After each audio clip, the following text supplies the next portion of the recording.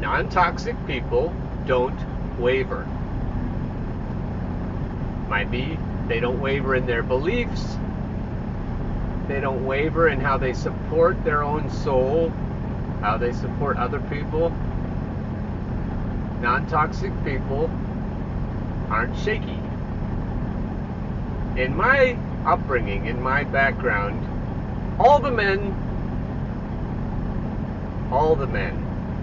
that's a big statement. The men tended to be toxic in lots of different ways, whether it was misogyny or not being dependable, not following through, not doing what they said they were going to do. Most of all, not being consistent with their beliefs or their stated beliefs, because if you don't follow through, are they really beliefs? Not steadfast. So if you think about the hero in every story, she or he is steadfast, unwavering. So that comes down to the windmills again. It isn't the Great Pumpkin with Linus. And who knows if Charles M. Schulz hadn't been a depressed, suicidal person, he might have written that story differently with the Great Pumpkin. He may have created, by using his imagination, he may have made something real instead of mocking Linus's belief through the way he wrote the story. So if you don't waver, it doesn't mean you're Don Quixote. And who's to say that Don Quixote was wrong? That's a great musical, by the way, that's playing in the Fulton Theater in Lancaster, if you want to see Man of La Mancha. But that's an aside. So I'll get back to this idea of not wavering. But first I want to show you a video by Robert Zink, who is a guru of manifesting using the law of attraction and the law of assumption. Today I want you to think about the law of assumption and the Bible quote from the book of John: "Blessed are those who have not seen and yet believed." We tend to attract what we are, not what we want. So whatever you have become, whatever you are, you attract. Positive thoughts tend to attract positive results. Negative thoughts, limiting beliefs and doubts and fears, well, they tend to attract negative results. So high flyers, let's hop into our time machine and go all the way back to ancient Egypt, where they used God forms. They actually called it the assumption of a God form. And they would take on a God form to attract a specific energy. One of the most popular deities of ancient Egypt was Osiris. And if you will look at the sarcophaguses of ancient Egyptian kings, they're all buried as if they were Osiris. You see, the Egyptians believed that you could assume the energy of Osiris and literally become Osiris. As a matter of fact, when someone died, they would refer to that person as Osiris, the god of the underworld. And of course, they practiced God form assumption, the assuming of an energy, the assuming of a power. They practiced it in a myriad of other ways with thousands and thousands of other deities. It was very popular. Now, it didn't just exist in Egypt. That isn't an isolated case. You know, most of the shamans, including our Native American shamans, oftentimes took on various totems. So these totems had various energies, various powers. They could deliver various gifts from the gods, so to speak. And so eagles had one power, bears had another. And so the shamans would take on these various powers, these various totems, assuming the energy of a bear or a fox or a wolf or a badger or an eagle or a hawk, just like the ancient Egyptians. The law of assumption is extremely old, and it has some very primitive roots, but it is extremely powerful. Almost every tradition, in one way or the other, uses or used the law of assumption. In the Bible, the book of John 20:29, it says, "Blessed are those who have not seen and yet have believed." Blessed are those who have not seen and yet they still believe. And this is exactly what the law of assumption is about. You don't see it in the 3D world. It doesn't exist in your reality, but it exists in your inner reality and therefore pushes itself out into your outer reality. Gandhi said, "Be the change you wish to see in the world. Assume it. Assume the change before the change even exists." And of course, high flyers, the late Wayne Dyer said, "You will see it when you believe it." Everybody says, "I'll believe it when I see it." But that isn't how it works. When you believe it, then you see it. You assume it. I can. The front one is turning just barely. And the back one is too. At the same speed. And I don't know if you believe me, because you can't see them. But they are in fact there. Right where I told you they were before, a couple days ago. And they're moving. Just barely. Like our faith. Faith, like a mustard seed, will move mountains. Tiny amounts.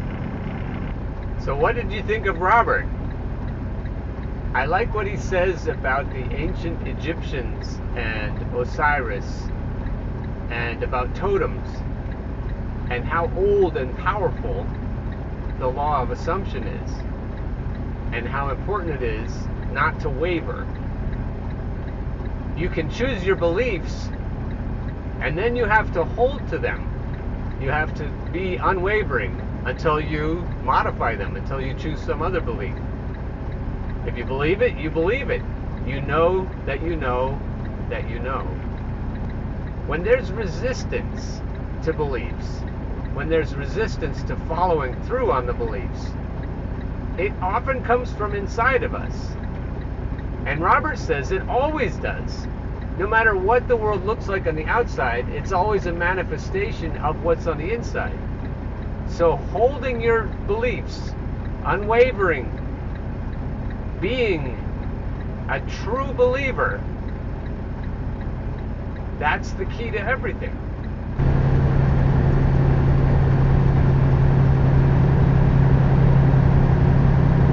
Looking kind of gray, eh? I've been thinking about what Robert said about leveling up by assuming the identity of the gods, by becoming powerful. 1 3/4 miles. Take the exit on the right to US 130 south toward US 322 west. By becoming powerful the way the shamans were, the Native American shamans, by assuming the spirit of a bear or a wolf or something, or a god. So if I can level up to God level, then I can manifest anything I want. And if I can manifest anything I want, what I want to manifest is being non-toxic. So I believe that what Harry Potter did when he conjured up a Patronus to protect his cousin, Dudley, I think I remember the process of when he was learning to do that spell, he was instructed that he was told that he has to really believe that it's going to happen. Expecto patronum. I expecto. And if you hold your beliefs that way and you expect the result, then instead of getting what Linus got in the pumpkin patch, you'll actually get the great pumpkin to show up. And I do believe that we're that powerful. I do believe that we can change the universe in fundamental ways with our energy and with our intentions. And then we have to do what Aaron was saying, we have to release. So we expect, and then we think about, what does it really mean? What does anything really mean? And so that helps us to detach, as Aaron Dowdy was saying, and that releases the power of the manifesting. So expecting it to happen is a big part, and then being able to detach from the outcome, your investment in the outcome, that's the other part. Robert also, in a different video, talks about resistance and what is resistance, and he thinks that all resistance is good. All resistance is an opportunity, and you can level up. He Continue says, on Commodore John Berry Bridge. He says that when a plane takes off, it's facing the resistance of the atmosphere. Without that resistance, it wouldn't be able to climb. So resistance gives you something to climb up, and so you should be grateful. I've talked about my relationship as being like a ping pong game, and the two, I guess you could say, opponents, because that's how ping pong works. How much fun would it be if you didn't have somebody to play with? And so we sharpen each other, my partner and I, and we increase our skills by sharpening each other. And so if we do things, mile, keep left to I-95 south. If we do things that, will keep each other sharp and keep us on our game, like maybe losing weight or going to the gym or whatever, we're helping each other. And if we expect that resistance, if we're challenged by our open relationship status, if different challenges come to us, we're keep grateful. Left to I-95 south. I expect that, this is my belief, I expect that as I become more challenged, that I'll level up, and I'll level up faster the more challenging the challenges are that I accept. Mile, take exit 3A on the right to US 322 West. I expect that I will become more powerful as I accept each new challenge. And that's what I want to do. So I'm grateful for the challenges. I'm grateful for my inner game. Robert says again that all resistance, Take exit 3A on the right to US 322 West. Which is a big thing to say. All resistance is internal, he says. So if you think you have an adversary or an opponent in life, the resistance isn't really from that person, or those people in my case. I also notice that when I dread things, the universe brings them to me. So if the things I dread are actually good for me, that's another powerful way to manifest. Just be sincerely terrified of things, not faking it, and those things will leap into your life. It's kind of like reverse psychology. I swear I've been in this traffic jam before. as I learn to handle increasingly more daunting challenges, the old challenges are easy. And as I look back, it's like climbing up a hill, and you look back on the path behind you, winds up, and you see how much elevation you've achieved. If it's a foggy day and then the fog clears as you're walking, you can see how much progress you've made. And you look back to the wimpy challenges at the beginning and think, wow, I can't believe those were even challenging for me.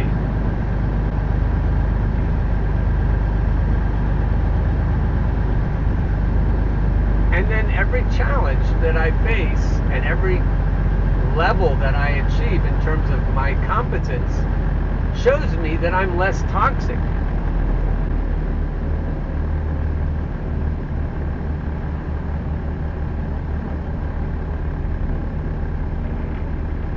I've explained before that you can't be non-toxic and be weak at the same time. If you're an authentic, integrated male, as Dr. Bob Glover describes in the book No More Mr. Nice Guy, then you're a powerful force for good. You're strong enough not to be coy with your needs and wants and desires. You're not shy about being fully masculine or fully feminine or fully anything. You're not shy about being fully who you are. You're not jumping through people's hoops. You're not trying to please people so that they'll accept you and validate you. And that comes down to what Aaron Doughty keeps saying, is that you don't want to be in that frame of other people's cameos, a cameo in other people's movie. You want to be in your own frame. You want to be solid and powerful and leading in your own life. And I believe that that is the only way to be non-toxic, because otherwise you're trying to leap around and make other people happy, and you're being fake. And you're assuming that if you're fake in a way that other people like, they'll give you what you want. But you don't really come out and say what you want. You just have these covert contracts where you assume you'll get what you want if you're nice by pleasing other people. A lot of other people's expectations require you to abandon any kind of ethical, anything that I would consider ethical, even if what you're doing seems ethical. It's not really ethical if it isn't authentic. It's fake. And eventually it catches up to you. What you do is you internalize shame when you're not real, and over time you don't really believe yourself worthy to receive anything. Even in these covert contracts, you complain when you don't receive it, but you don't really believe deep down that you're worthy of receiving anything. That's my pen. So I don't see that as non-toxic.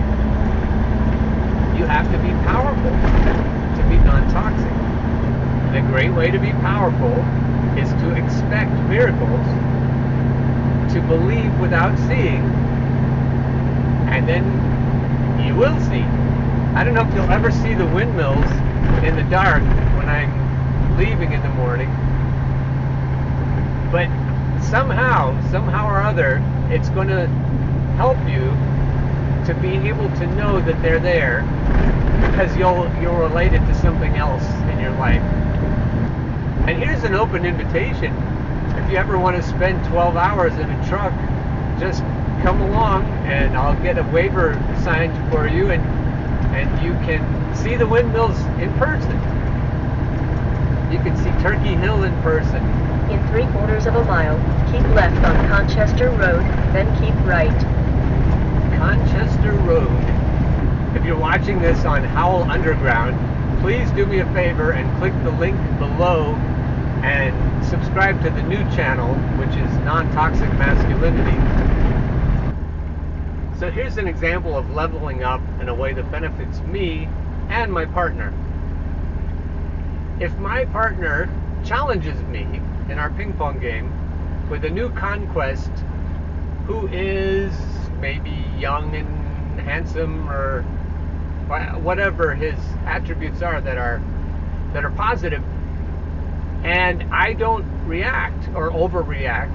I don't react by being threatened or intimidated.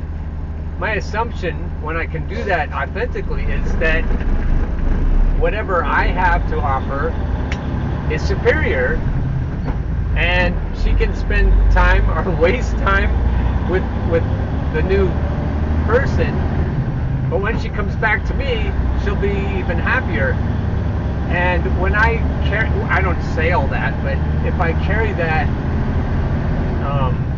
belief, steadfast belief about myself, the confidence that I'm not faking it, I'm not pretending, I see myself and affirm to myself who I truly am, not just bluff and bluster. She picks up on that, and then I'm more valuable to her. She enjoys her connection to me more, and it doesn't diminish whatever she feels for anyone new. She feels just as good about her new people. I don't diminish them. I don't win at their expense, but I do win because they are in my life, because they pose a challenge that I rise to, and then I become more valuable. I level up, and my partner has a chance then to see it's moot, or it's I guess it's not proven. It's not proven until I prove it, and I can't prove it without the opportunity. So I'm grateful for opportunities. It's like being glad that you have a chance to show off. Now, you might mess up. If you're coming at it from a place of fear, you're not going to welcome that opportunity because you might mess up. But if you look at it as a chance to shine, then you'll take that opportunity and you'll benefit. So the conclusion is that I have the opportunity to level up, and my partner has the opportunity to see that I've leveled up. She may have good intuition, she may feel that I have, but there's nothing like that opportunity to make it clear, abundantly clear. And so I'm grateful for the opportunity for her to understand, and for myself to understand. I internalize that when I have the chance and I pass the test, I feel good about myself. And that energy then, the subsequent energy, goes out to everybody. The universe understands that I've leveled up. So that's all good. What do you think of that, Dave?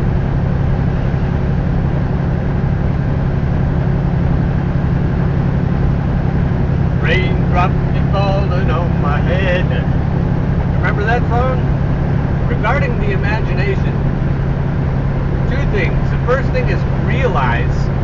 You could change the word realize to realify. You can make it real. Real eyes. So it's more than noticing.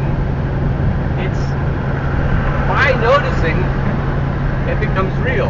In the act of noticing it, you manifest it into being, into existence. That's the most powerful use of the word realize. And the second thing regarding imagination is how you use your realizing muscle to bring things into being by a conduit or a connection, a two-way flow between you and the universe. So perhaps you're all powerful, and your conduit to the universe supplies the power that brings things about, that manifests. Perhaps the power isn't within you, and it's in the universe, and you are the operator. So you're at the controls, and instead of sending power, you just send directions. And it doesn't matter. I think maybe the second is more likely, but perhaps each of us is all powerful. Either way, we decide what's going to happen with our imagination, and that imagination serves as a connection to the collective unconscious. And the collective unconscious is accessible, and it isn't just people, it isn't just personalities. It's power, it's events, it's objects. So I'm thinking that imagination, I was dwelling on that thought about imagination and how powerful it is.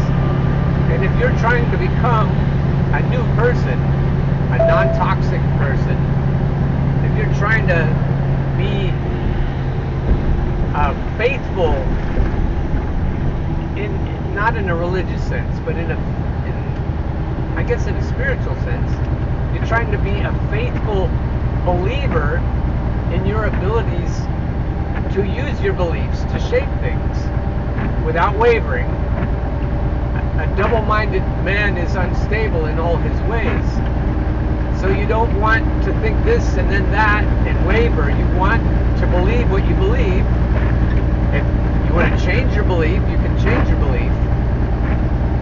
But the power is once you're settled, then in holding on to that idea and then using your imagination to bring it about, you have to be focused to do that. That's probably why you should drink more coffee right now. That was an afterthought. That was a postscript. And so I'll probably just leave it right there. Be in the right lane. Okay.